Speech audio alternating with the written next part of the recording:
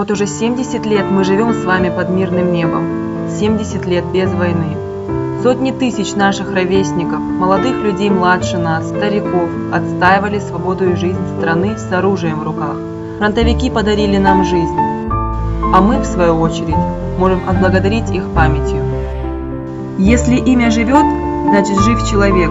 А ты знаешь, кто такой Владимир Зангиев? Сегодня мы как раз находимся на абсолютно непримечательной улице, названной в честь великого человека удивительной судьбы.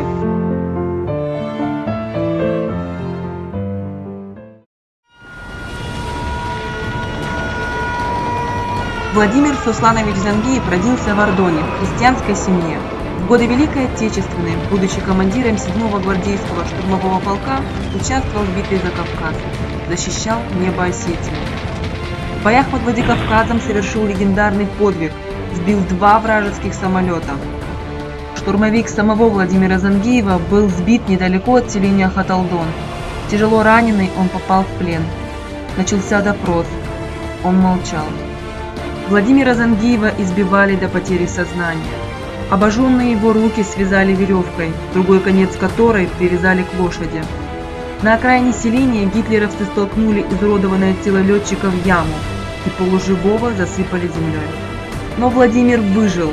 Его нашла и спасла местная жительница Фаруза Басаева. Спустя пару лет снова в действующей армии. Участвует в боях за освобождение Польши, в битве за Берлин.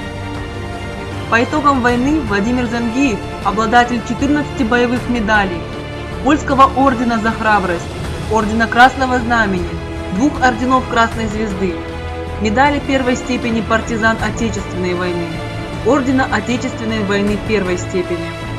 О славном герое Владимире Зангиеве написана книга. В честь него названа эта улица. Его помнят и чтят его дети, внуки и правнуки. Им гордятся его однофамильцы. Давайте запомним его историю и мы.